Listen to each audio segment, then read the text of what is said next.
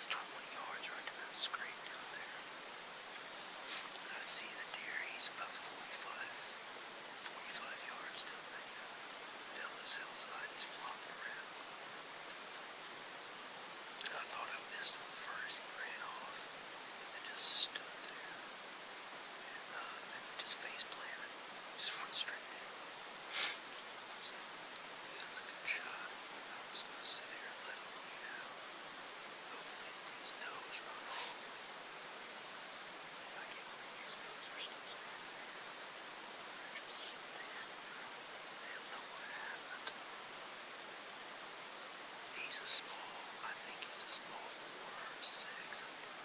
I don't know. He had a pretty low rack on him. It was nothing big, that's for sure. But he gave me a nice shot. He had pretty low racks. I'm happy with me. He was chasing those does. We'll see what he looks like when we get on the ground. He's small. Well, here he is. He's a small 8. My flash doesn't work on this phone anymore, so I'll try to get the best shot I can. He's a cute little rack on him.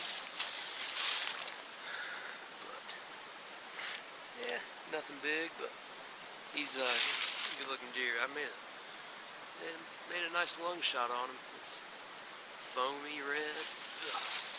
But he ran about 35 yards, 50, I'd say. He stood right here at this tree for the longest time, and just stood there. I didn't know if he was hit or not, and then I seen him face plant. So he's down. Virgil hit one too tonight. I just talked to Dad, and blood everywhere. This is where he was standing right here for the longest time, and you can see he was just bleeding. But he stood right there, and then just face planted right in front of this tree, and then flopped over down there. So I put a good shot on him. It's hard to miss whenever you're 20 yards away. Rage broadheads, they did pretty good. Tore a hole in him, that's for sure. So he's a pretty little deer chasing 4 does. Those does stood 30 yards away from me for 20 minutes after I shot him. They didn't know what was going on. Neither did he. It's was it November 15th? We got him about 5:45, 5:30 maybe, probably.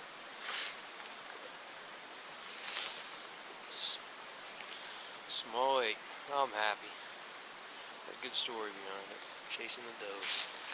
Oh, chasing that tail will get you every time, won't it, buddy? Well, we'll see what Virgil got tonight. He probably got him a pretty good one. So. Here's a scene of the crime right here. Next morning, you can see the stand there. He was over at that scrape. The guy ran down this way. Like I said, I wasn't for sure if I hit him or not. He come over here. He stood right here in front of this tree. And you can see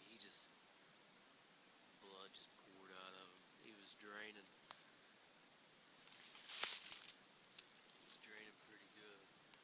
Right here, stood for about 15 seconds, and then flopped over right here in front of this tree,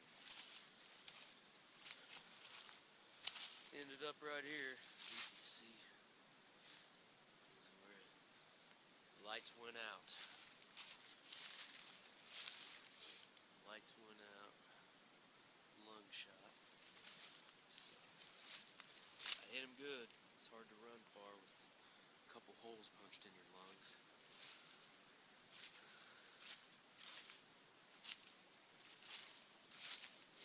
So I sat sat here and watched him from right here. That's about 30 yards away. Just watched him.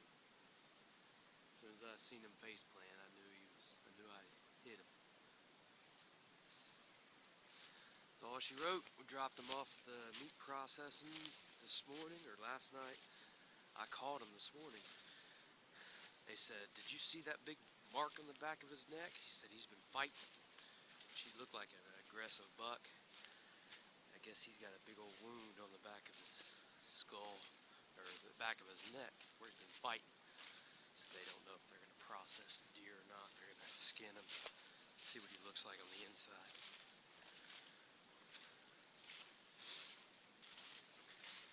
Chasing them does. It'll get you every time. There's Stan. He's messing around that scrape right there.